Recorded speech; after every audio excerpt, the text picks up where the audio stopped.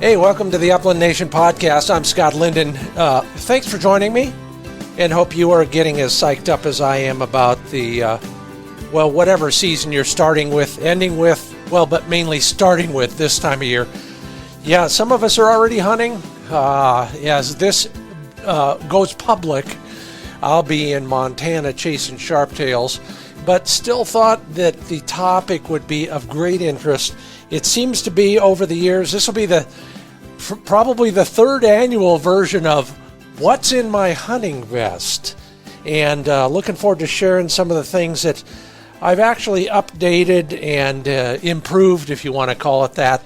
So get out your pencil and paper, make some notes, maybe think about your own gear and what you're doing there. Something in my hunting vest, and some of it suggested by you, might be of value. So stick around for that. Our Handle It segment this week is all about, a question I asked, speaking of going hunting. You shut off the ignition, you set the emergency brake, then what? What's your pre-hunt routine? Maybe you'll find something of value in that as well, so stick around. The Upland Nation podcast also has this week some suggestions. I was just curious. Are you going to an old favorite hunting spot on opening day or exploring a new one? So we'll cover all of that. Hey, I've got my vest on and ready to share with you pocket by pocket for safety, efficiency, better shooting, and of course, taking care of your dog. So it's all coming up on the Upland Nation podcast, made possible by Sage and Breaker Gun Care Products, Pointer Shotguns, Mid-Valley Clays and Shooting School, TrulockChokes Tubes, MidwayUSA.com, Purina Pro Plan Sport Dog Food.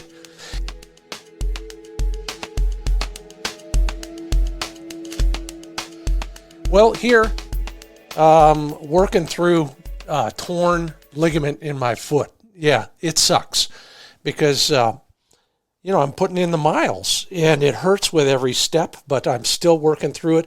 The dilemma, of course, is how can you get your dog enough work in the field when you're limping the whole time? But we're powering through. Hey, don't worry about me. You probably know somebody who's got way worse problems than that. On the training side, popcorn flushes is what I'm working on these days. Yeah, obviously for sharptails, but also for chuckers. Those birds will get up. I've had more than one chance to watch from the middle of a covey that I never saw and see them fly from every direction of the compass. So trying to steady flick on those as well, scattering pigeons and launchers and milk crates full of birds all over the place, so there's a chance at least he'll get surrounded by them by the time he gets into the scent cone. And it's working pretty well. I'll have a full report on how it works with wild birds as the season goes on. I asked you where you're going on opening day. I don't want to know the spot. I just want to know whether you're going to an old favorite or a new place. And a little bit of everything. I'd say, generally speaking, we all kind of play it safe. We want to go to a spot, and I've written about this. I recommend this. I suggest that if you want to start the season on a high note, and especially for your dog, success breeds success. Go somewhere where you have had a good time before. Start the season on the right paw. And then start exploring. You know how I feel about going to new places, and that's all I'm doing this season as well. More to share with you as the season goes on. But Lance Larson says for the dove opener, the same spot. Quail opener, same general area, but be flexible. Grant Goblish says, I've run dogs in the same woods my whole life. Not only is the hunting great, but the memories are pretty special too. Grant, I can't argue that. Absolutely. Travis Hampton, a man after my own heart. New spot this year. All my old favorites went up with the fire this year. Yeah, I bet there's more than one of us who could say that. Yeah, I'm dreading driving past some of my old favorites as well. But if nothing else, it gives you the inspiration to move somewhere different. Greg Goblish, I'm going to touch on this a little bit. Great picture. I know what you're talking about. Stick around for the contents of my vest, and I will bring that up again. Michael Augello, by the way, thanks for your great posts. You've got some great stuff to share with everybody, so appreciate that. For the grouse opener in New York, an area you've hunted the past 3 seasons, checking out some new covers there. Yeah, absolutely. And Jeff Araberry, is that it? Yeah, I think so. A new place in Montana. Hey, I know what you mean. Absolutely. So maybe I'll see you there. Maybe you're there now. I am. Thank you all for sharing. Great inspirations. Whether you're going to an old favorite or a new spot, good luck. Remember, it'll be warm. Take plenty of water. This portion of the show is brought to you by PointerShotguns.com. Even this late in the game, your gun is likely in stock at a Pointer dealer. Yeah, they are bringing them in by the container loads on airplanes. So if it's time to get your new shotgun and dial it in, upgrade from one to the next to the next to the next, or maybe try out a small gauge gun, check out PointerShotguns.com. Find a nearby dealer and make that your first stop for an upgrade. PointerShotguns.com. And MidwayUSA.com is where you find everything else you'll need, from non-toxic ammo for those waterfowl production areas you're chasing birds on, or any camping gear, last-minute camping gear, for example. Growing assortment of dog and bird hunting gear. They carry just about everything for shooting, hunting, and the outdoors at MidwayUSA.com.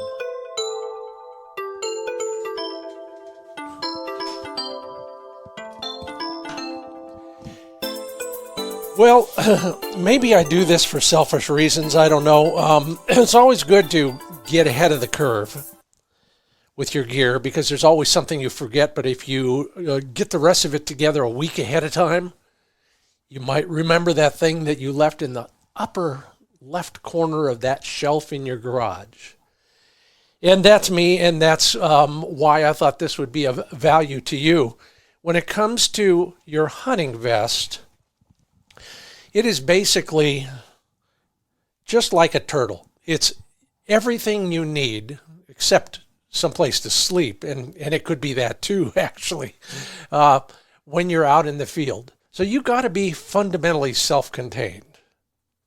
I don't need to lecture you on that. You know what I mean. You got to take care of yourself. You got to actually be able to shoot, and you got to be able to take care of your dog. And probably somebody else. It's like my truck. Most of the stuff, I've never used the winch on my truck for myself to get myself out of a fix. But boy, the things I've pulled up out of ditches, out of rivers, off of other people's vehicles. So be ready for that as well. Yeah, it's just part of the game. We got to take care of each other out there, and we're usually hunting with a partner, and maybe your partner has something that you'll need and vice versa, and that's kind of how it works. And once in a while we even coordinate that. You bring that stuff, that way I don't have to carry it, and I'll bring this stuff, and that way you don't have to carry it. But anyway, enough about the theory. Let's go to practice. What is in my hunting vest? I'm wearing it. And it might get a little noisy. I might have to take it off to get some of this stuff, but that's a good point too. All the stuff that I need frequently is within reach right now. I can grab anything I need, and I'll just walk through it. I'll start with the most important stuff. Water. Now I'm hunting a Wingworks vest that I got. Thank you, Bob, by the way, many years ago. Still one of the best designed vests. All the other good vests, frankly, I love you guys, I really do, but they're knockoffs of the Wingworks vest, which is actually a market improvement from some others, but we're not going to go down that road. I have lots of water. In the West, especially if you're chucker hunting even wild quail in many places. Carry all the water you can carry. I've got 32-ounce bottles on both hips, and then I got another 32 ounces inside my game bag in a little pocket that I have there. Now, I bring that one along because it also has something else I really like, and I've had to use this many times. You know, no matter where you are, the first thing you want to remember about water is you don't want to have to cut your hunt short because you run out of water. So always have enough or a way to get more. I've got a rig here. It's on a bladder, a platypus bladder, and it's about a 4-inch long, 1.5-inch, 2-inch diameter tube that is a water filter. So you fill up your bladder, and then you squeeze all that water through the filter. You've always got clean water. If you can find a stock trough, a hinky-looking stream, or a pond, you can still have safe water to drink that way. The more, the better. Obviously, most of it's going to go down your dog's gullet, but that's okay. That's what it's for. Okay, water, most important. Yeah, it's heavy. That's why you want a strap vest with a really robust waist belt. That's going to take all the weight off your shoulder straps so that you're not impinging your shotgun mount and your shotgun swing. Bear those in mind as we carry on here, because if you're loading your vest like me, including the water, it's going to weigh something like 20-25 pounds. All right, speaking of weight, in my right front pocket, ammo. I know I'm a bad shooter, so I bring a few extras, but I still don't bring 2 boxes like people used to tell me to bring. I bring enough for what I think is a realistic chance at most of the birds that get up in front of me within gun range, and that's usually less than a box. It's still really heavy, but it's less than a box. Next on my list, over to the right back, only because it's the only spot I had left. I had a pocket with nothing in it. So in there is my spot locator beacon.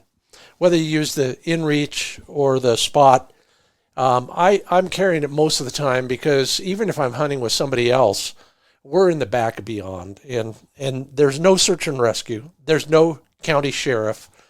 There's no roadside assistance. So if you don't have a way to communicate with the outside world, then maybe next year I'll find your bleached bones on the top of that chucker hill. Bring yourself one of those. Invest in it. It's money well spent.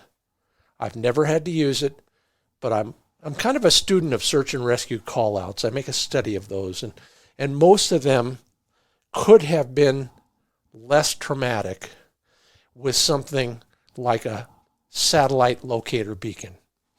Now you notice I didn't say cell phone. I'll just leave it unsaid. You know why. I know why. All right. On my left hip is my GPS and training collar control, handheld control. It's right there where I can reach it.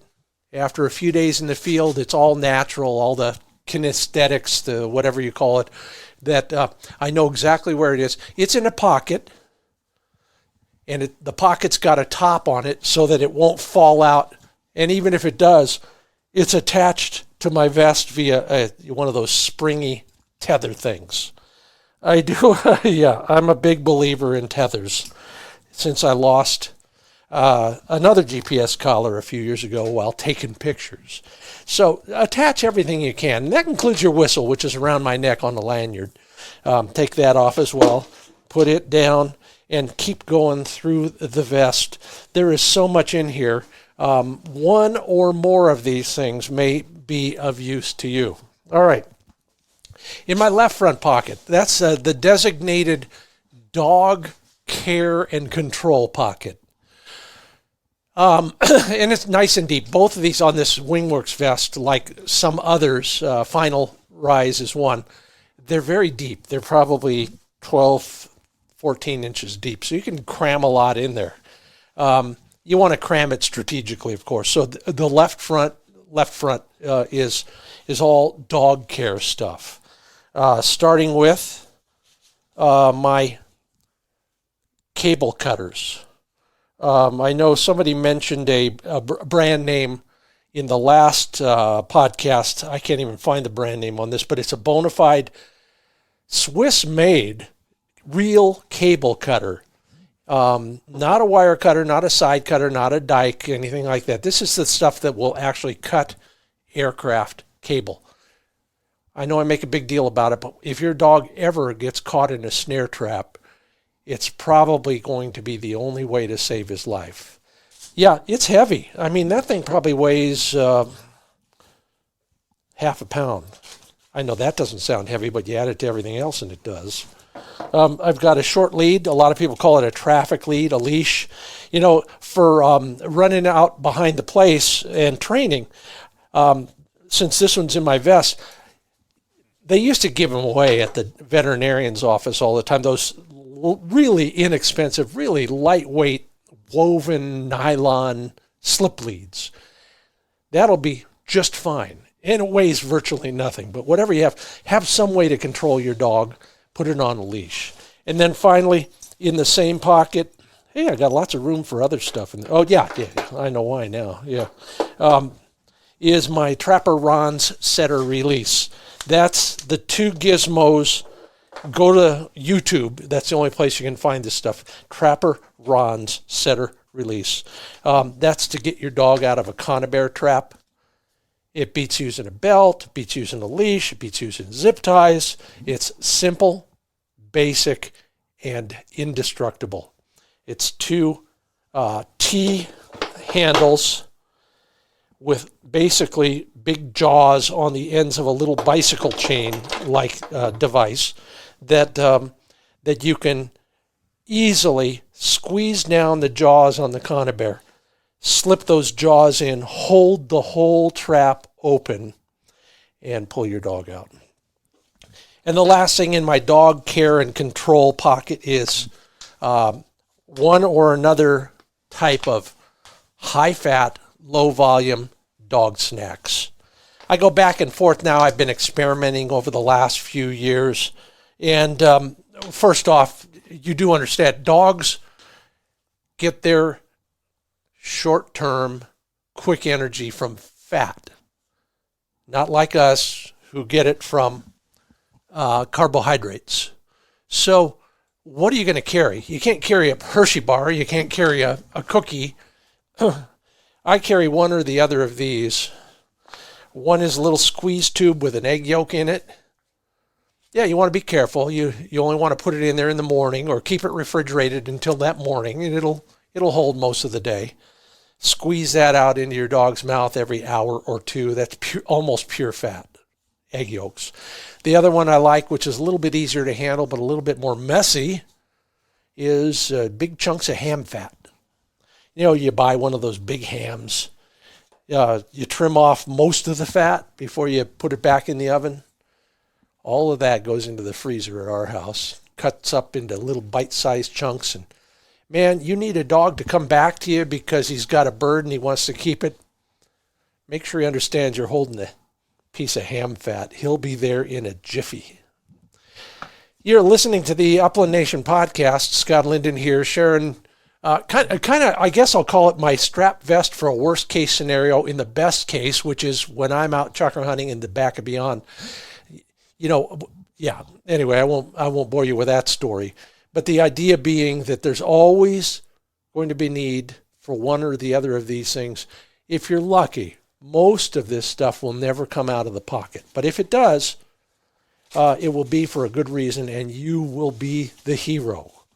All right, bear that in mind. We've got the two front pockets.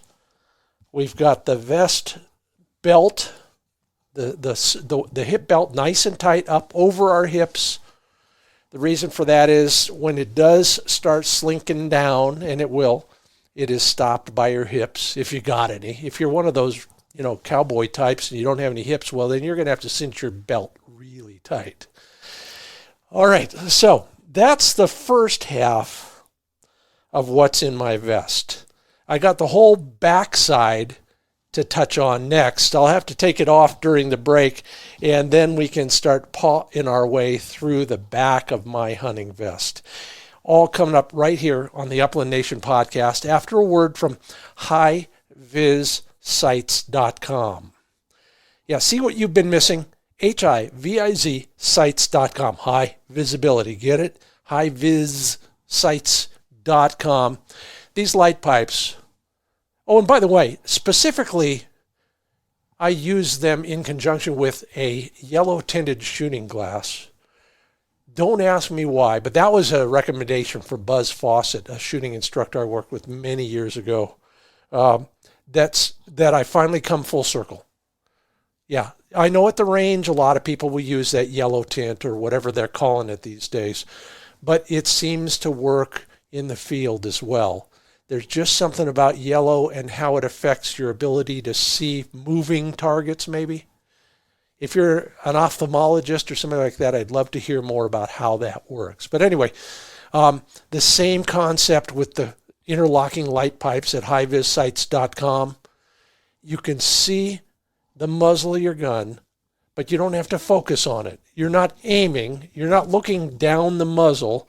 You're looking at the target, but that muzzle is always in view, so you can create a relationship between the muzzle and the target, and then when they join, you pull the trigger. It's as simple as that. Learn more and watch my instructional video on the whole concept at HiVizSites.com. NSageandBreaker.com. I'm all stocked up, at least for the first half of the season. I got enough of the CLP, that's the Clean, Lubricating, and Protect spray on. I use that after every hunt. I've got their bore cleaners, the flexible bore cleaners that you just drop the weight down and you pull that through your shotgun barrel.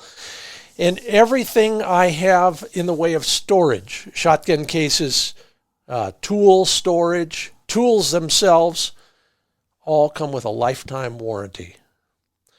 They make high-quality gun cleaning products and accessories for people like you and me, crafted at the highest caliber. Learn more at No, you don't. Learn more at sageandbreaker.com.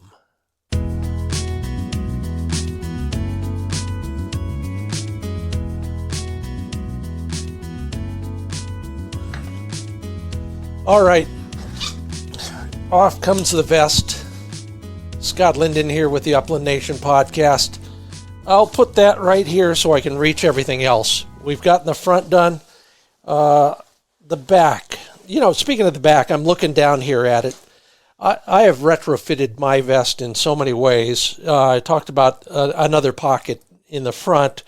I've got another thing that I might recommend, and some manufacturers are now putting something in there, but remember lumbar pads? They were never quite right. They didn't make a lot of sense to me, but this idea of a lumbar pad, and I got to thank the guys at Final Rise for this, started to resonate with me when I first saw one of theirs. Think about when you're wearing your strap vest and you've got your waist belt cinched nice and tight. Reach in behind between your waist belt and the small of your back. There's a big space. I don't care. You could do it with your belt. In fact, I think that's how that happened. Somebody said, well, look at your belt. It's sticking out even when you pull that belt tight on your jeans. So there's a big space there. So if you want that belt to stay where it is instead of slipping down, I've talked about on the hips, perfect. You don't have a hip back there, but you could make one. Put a lumbar pad somewhere on your vest if you can figure out a way to do that. And I have, and you might be able to do that as well. A lot of industrial strength Velcro and a little bit of ingenuity, you never know. And that'll help your vest not slide down around your knees by the end of the hunt. So bear that in mind as you are,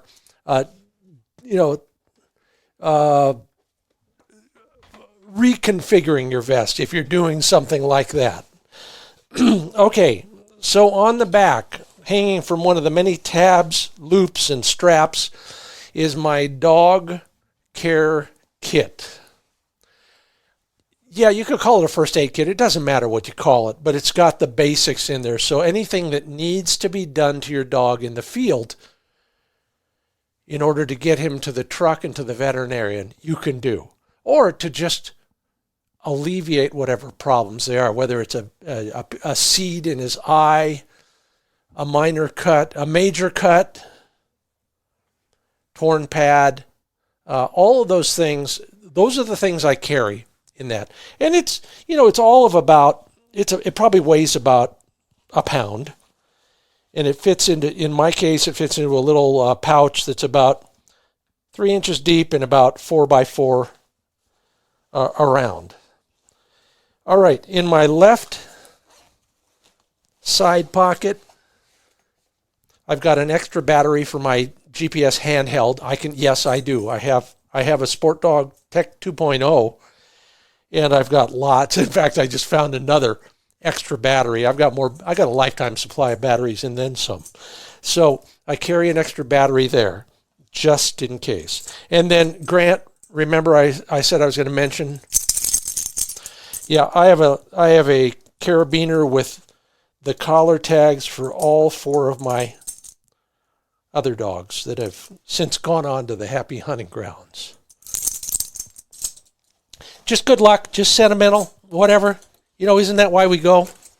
To have good times, have good memories. That's one way to do it. All right, opening the back pocket on this Wingworks vest. Probably the most important things I carry are back there, but I don't need them very often, so they reside in the back pocket there. And this is pretty much it. I'll touch on some of these things. In fact, I think I'm going to go touch on a lot of things in a little bit more detail as we get a little deeper into it. As they say, the work isn't finished until the paperwork's done. So back there is my flattened half roll of toilet paper. And then about 1.5 pounds is what it amounts to. My survival kit, if you want to call it that. It's also for convenience a lot of times, but I'm just going to touch on some of the things in there that maybe you don't think about quite as much. Extra batteries. I got extra batteries for my spot locator beacon and for my little headlamp. Yeah, this is a great Streamlight headlamp that'll mount on your cap brim, and I've got batteries for it. I've got a whistle, another whistle, just in case. Paracord. I've got a space blanket, and by the way, if you haven't learned the hard way, let me tell you, it's very disappointing to have to take that thing out in an emergency situation and realize that they folded it so tightly that when you open it up, it's basically a bunch of 4-foot-long ribbons. So refresh your space blanket every once in a while just to play it safe. I've got waterproof match case. And then I've also got, what is this called? It's from Gerber. It's called the Strike Force.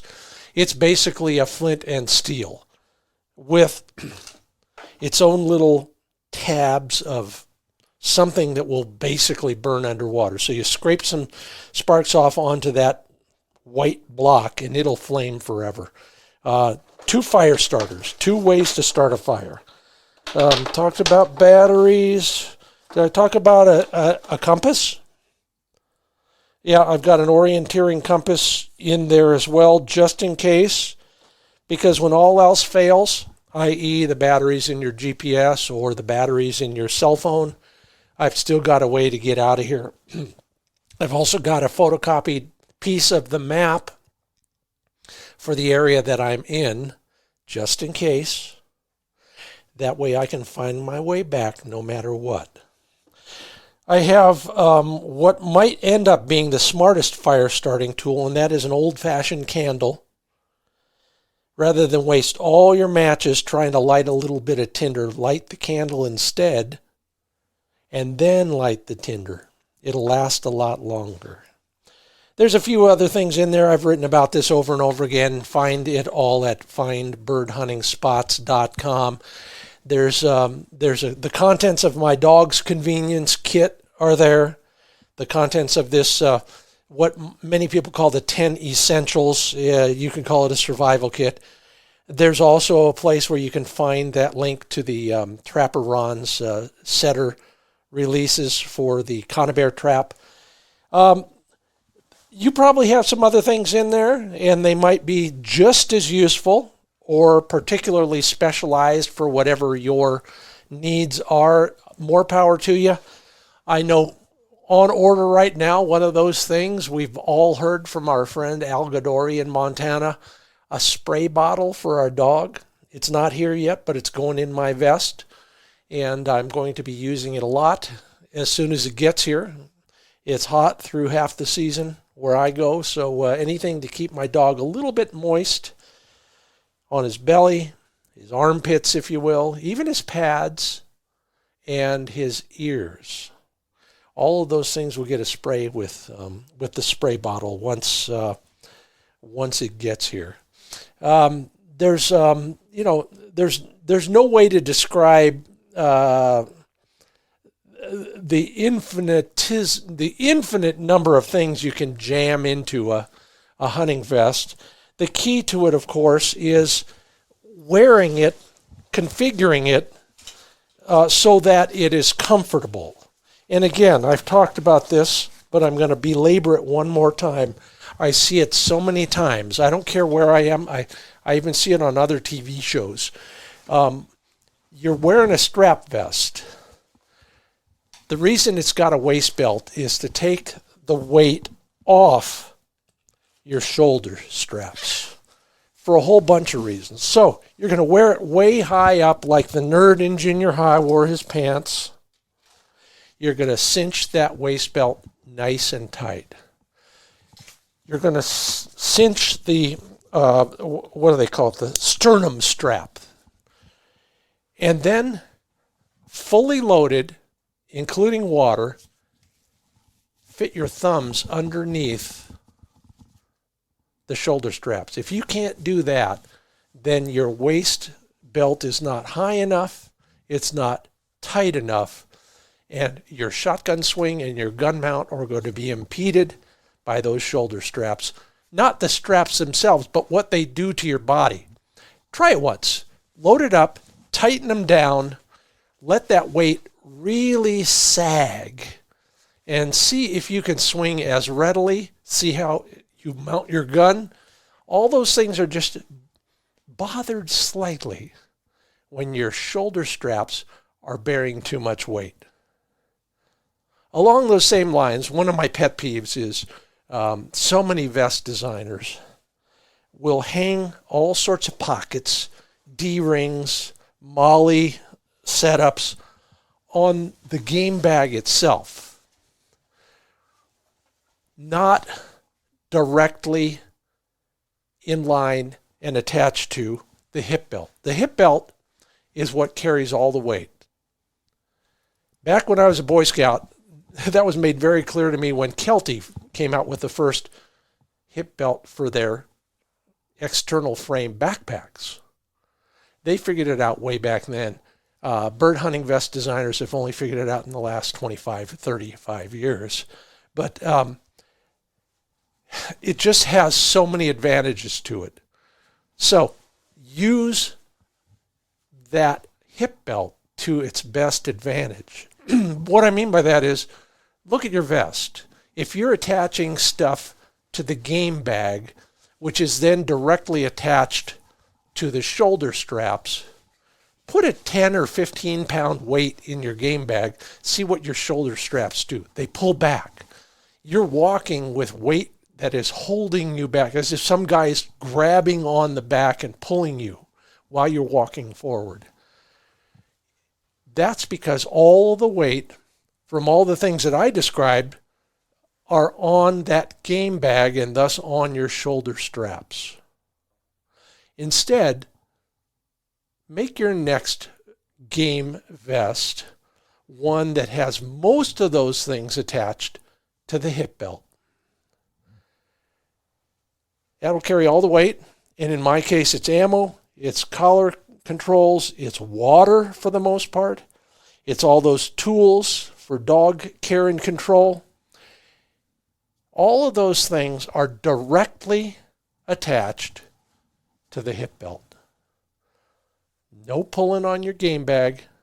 No tightening your shoulder straps.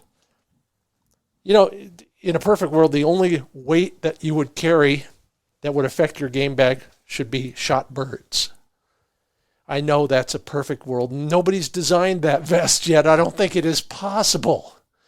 But you can minimize the amount of stuff that's pulling on your shoulders by finding a vest that has most of the weight bearing on a robust hip belt.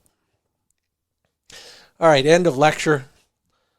I apologize for editorializing, but it is a pet peeve, and it is one of those things that that I would love to see somebody perfect if they could possibly do that. If you got questions about what's in the vest, first off, go to the social media pages. There's a lot of great suggestions there. I asked that question a few weeks ago and got some great ideas, and have stolen some. Thank you all for that. Also, like I said, at findbirdhuntingspots.com, you can find the entire list of things that go into my 10 Essentials Survival Kit and into my Dog Care Kit. It's all right there. So check up on that. Hey, and while you're there, I talked about that shooting 90 shooting tips, 11,000 words of shooting tips for those who are as desperate as me to get one more bird in the bag, no matter what it takes. Last ditch efforts, desperation moves. Those are the things that you'll find, and one of them might be of value to you. Go to the shop page at findbirdhuntingspots.com. Thanks for all your advice as well on that. I've still got the handle it segment, what you do after you shut off the ignition key at your hunting destination. That'll be coming up in the next segment after this word from TrulockChokes.com. TruLock, TrulockChokes.com. Precision made, tight tolerances. I've mentioned this before in the range, but if you pull out your hunting gun at the last minute, I can almost guarantee you that gun's going to have loose choke tubes. Tighten them up, lubricate them, tighten them up. If you don't want to put up with that baloney all season, get good choke tubes made of American steel in an American factory with tight tolerances. That's TruLock's passion. Lifetime warranty and a satisfaction guarantee. Take a look at them. Learn more about how they do it at TrulockChokes.com. And Pro Plan Sport dog food is Flick's fuel of choice. He's an active, hardworking dog just like yours. An athlete needs high-performance fuel. High protein, real meat is the first ingredient. That's where the amino acids come from that nourish the muscles, including muscle recovery that night. The right proportion, 30% protein, 20% fat. I've told you about the science behind all this. They've got it down. 30% protein, 20% fat. That fuels Flick's metabolic needs and maintains lean muscle mass. Learn more at ProPlansport.com.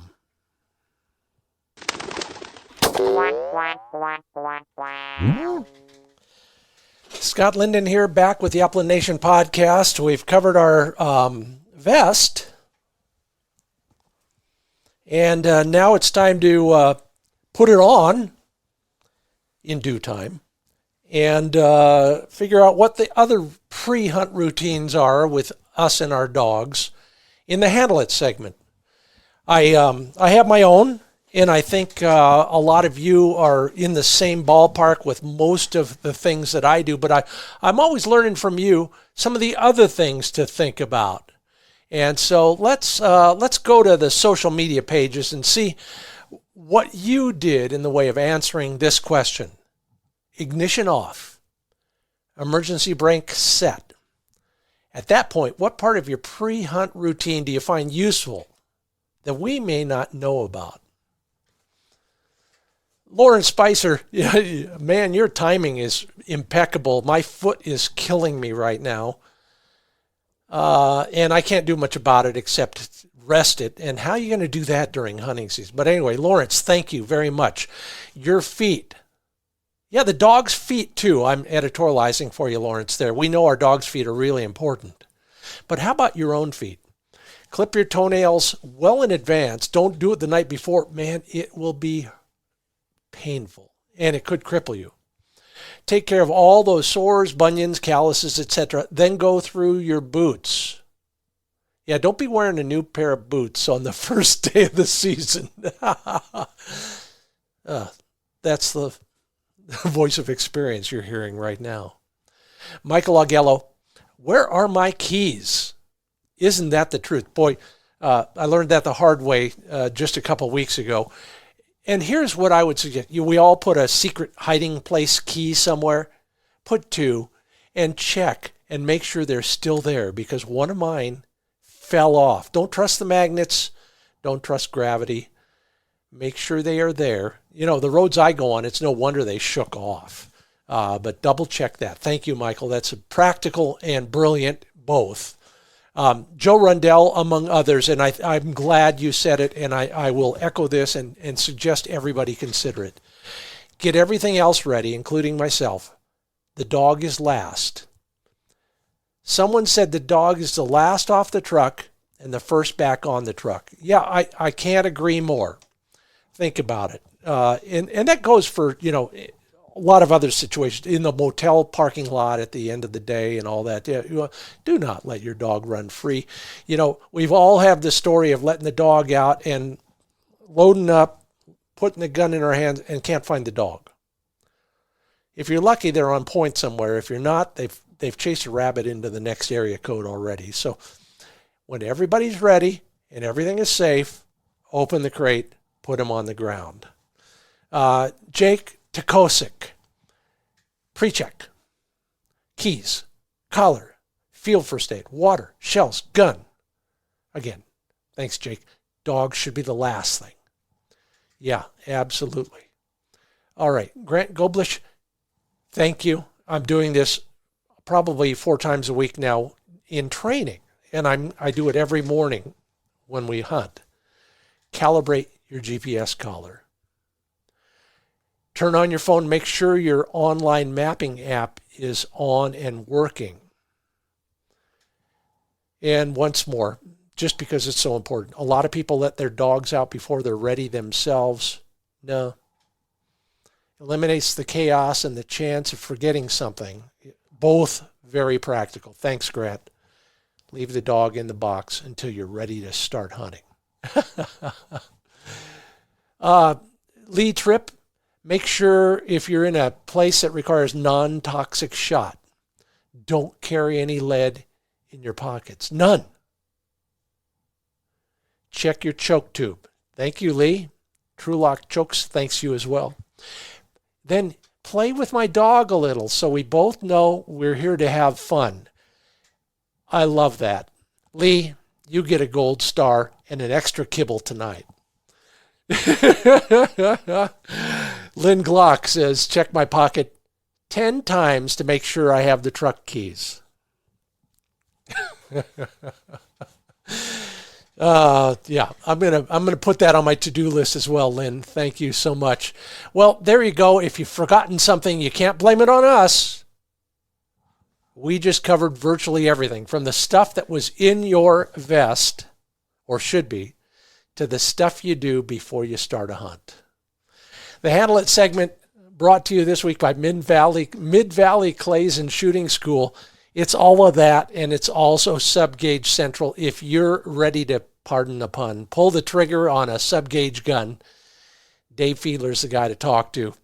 First off, he knows guns and hunting. He knows both of them well, and should be your starting point when you're shopping for a shotgun. Ask him all the dumb questions. He doesn't mind. He hears them every day, and he has his own as well.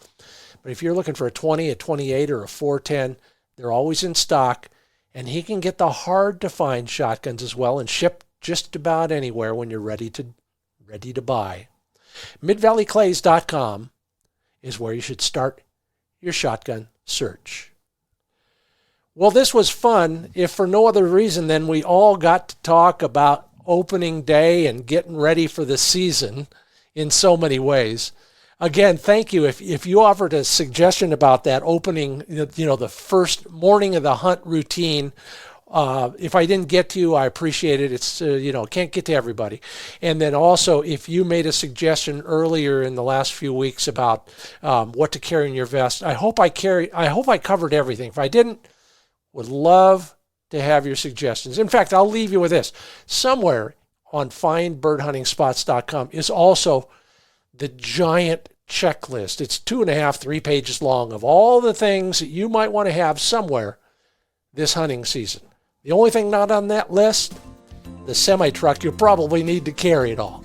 Check it out at findbirdhuntingspots.com. And also take a look at that 90 shooting tips for desperate times. Yeah, like mine. So if you left a rating or a review, I sure appreciate that as well. All the comments, I read them all. It may take some time, but I read them all, and I appreciate all of your suggestions, your help, your encouragement, and critiques. I also thank my sponsors who make all this possible, and I would appreciate it if you would too. SageandBreaker.com, Purina Pro Plan Sport.com, Mid-Valley Clays and Shooting School, TrulockChokes, MidwayUSA.com, Pointer Shotguns, and HiViz Shooting Systems. Yeah, it's that time of year. Time for us to either get ready, come back and clean up and do it again. Whatever it is, it's as close to Christmas Eve as we can get until December 24th. I'm Scott Linden. Thanks for listening to the Upland Nation Podcast.